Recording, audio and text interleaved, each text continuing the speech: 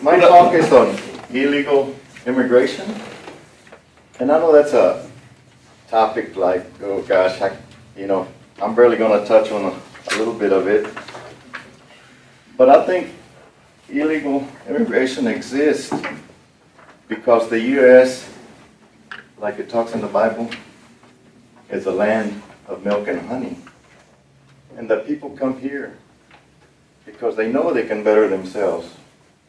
And it's amazing the struggles that they go through or that they have to endure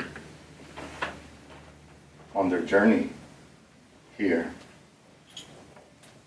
I talked to some people about what their journey was really like, and one of them told me that, she almost drowned crossing the creek because she had plenty of water, but she didn't know how to swim. So she almost lost her life. And then she says, and you travel at night, and in the day you endure all the heat. One other lady told me that it took her 2 weeks to heal from blisters on her feet. And she says, and then when you get here, you have to deal with the language issue. You have to learn to understand English-speaking people so you can work for them and make a living. And she says, and then the transportation issue. You have to learn how to use the public transportation, because when you get here, you're newly arrived and you don't have any resources to buy a car or whatever it is. And some of them pay when they get here. This particular couple, their dad paid in advance over there. So when they got here, they didn't have any debt other than to support themselves. One time I went to San Antonio to retrieve an illegal. We paid $1,500 for the gentleman. And he spent about 3 or 4 days in the hospital because whatever he endured during his journey, made him sick. And then my parents were illegal immigrants. When they came, they settled in Mendoza, which is a small community close to Lockhart. And my father, he was a registered alien all his life. But my mother, she became an American citizen at the age of 59. Her and about 4 of her friends went and took the citizenship exam, and they passed. Now, when I was young, we used to pick cotton all around here, and then we'd go to West Texas. And in West Texas, when I was there was a main section where some of us would stay, and then there was a separated section that was a group of nothing but men. They were braceros, they called them braceros. We created the illegal immigration by using the braceros, and from there it probably grew. They probably said, we can come on our own and find jobs and work.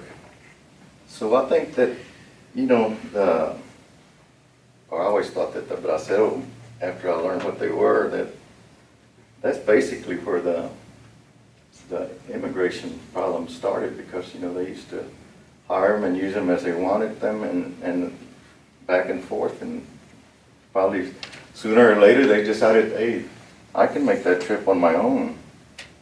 Where does the Roman Church stand? When I was at Cristo Rey, we had a secretary that worked for the sisters, religious sisters. And then we had a maintenance person that worked also. And both of them were undocumented. And then when a diocesan priest came to the parish, He terminated both of them. The girl had worked for about 8 years and maintenance guy for about 5 years. So they always say that they support the immigrant community, but I think it's like Andrew was saying, they're more after the taxation than they are about individual rights. Another obstacle for the illegal immigrants is the deportation, because they separate a lot of times they separate the family. The children are born here and they're citizens, but the parents are not. The parents get deported, leaving the children behind. I looked up some information on deportation. In the year 2000, 1,800,000 people were deported. That was the highest total on record. In 2012, the least amount of deportation was 410,000. One of the workers at one of the restaurants, his father was detained in Houston. He's got a passport. He's from Salvador. And there was an issue. They detained him for 3 months. Their explanation was they didn't give him one. The gentleman is the chef for Carmelos. As a matter of fact, he gives chef classes in Houston. He goes back and forth. And he was detained for 3 months without any cause. Another challenge that I've noticed or I witnessed was that when the immigrants lose one of their loved ones, they can't go back home. They have to, they stay here. Their parents die or somebody, and there's no way they can attend the services.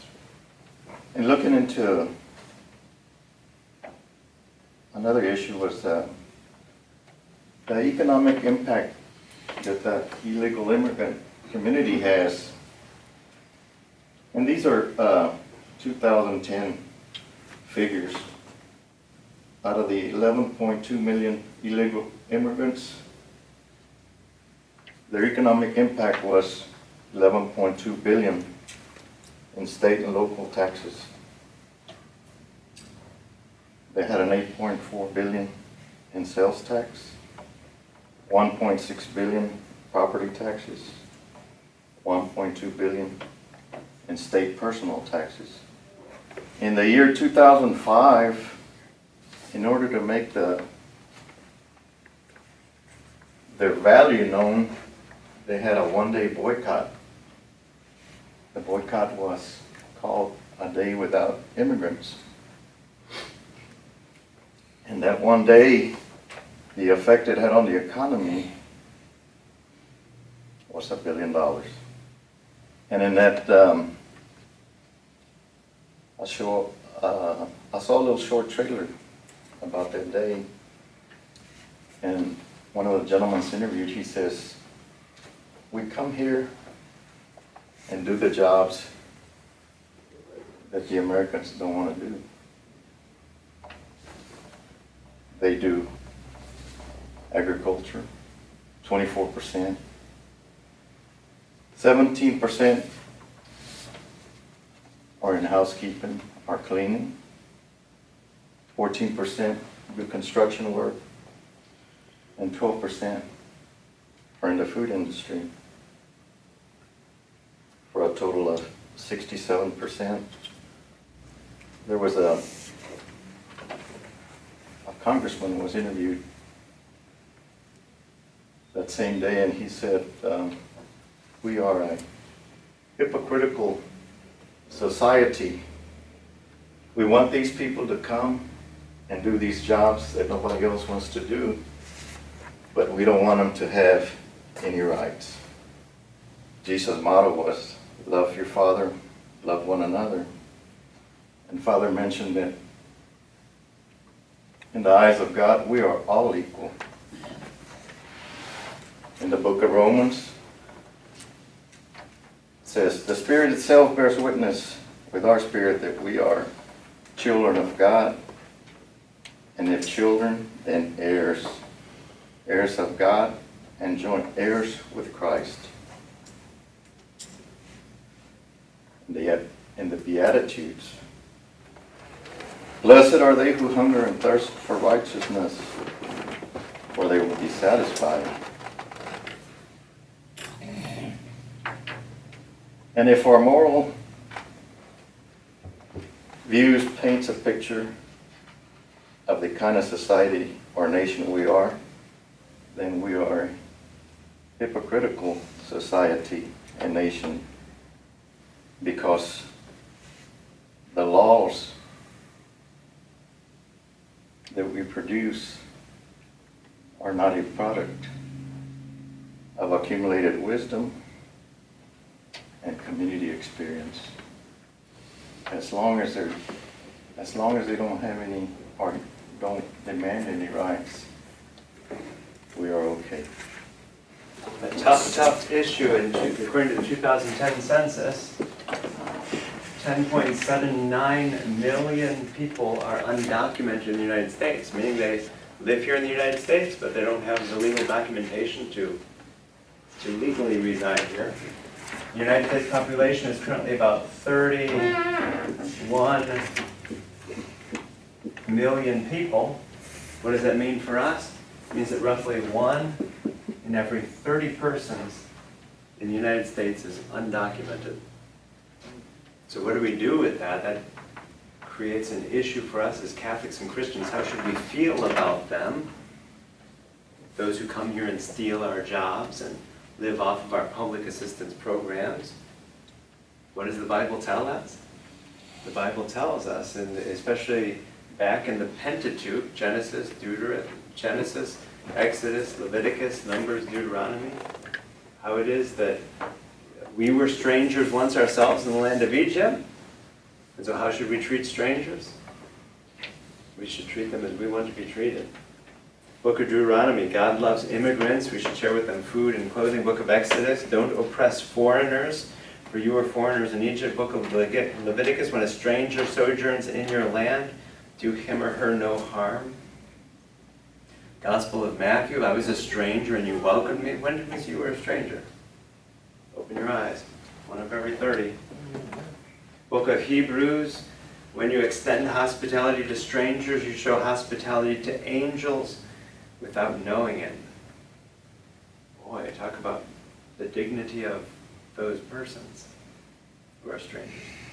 What have the bishops said about immigration?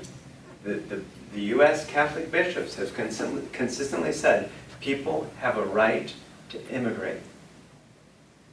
I think when Deacon Roy points out there's an economic situation, those in Mexico may see the U.S. as a land flowing with milk and honey. He used that analogy. You know, all of our streets are paved in gold here in the United States. We all know that's not the truth, but when you're making $60 a week in Mexico, wouldn't you be tempted as well to cross the border to help support your family when you could be making $60 easily in a day? The bishops have consistently said that is an unjust system, and if you are a person caught in that unjust system, you have a right to immigrate. How's that for prophetic? So I've always admired the bishops have had a strong stance toward those who've immigrated. Human trafficking concerns do crop into this when it comes to moral issues, because there are a lot of people who charge a lot of money to get people across the border. That's what do you do with that? Human trafficking is a word that we often use for what it is that coyotes do. Why do we as a government allow illegal immigrants to reside in this nation? Deacon Roy listed all of those, the ways in which they economically contribute to our society. My rough math suggests that's $22.4 billion a year that's added to our economy. And for us to be able to exploit their labor, as often happens in so many places, in so many construction sites, in so many hotels, for us to be able to pay a person $8 an hour to do the sorts of things that they're willing to do for $8 an hour, it leads to an unjust situation. Deacon Roy? The other reason the bishops have always been in favor of immigration is simply for the reunion of families. I say there are so many families that are in situations where one person is deported and can't be across the border for whatever reason. Think of the division that has caused within families. So there are many moral issues that are raised by immigration.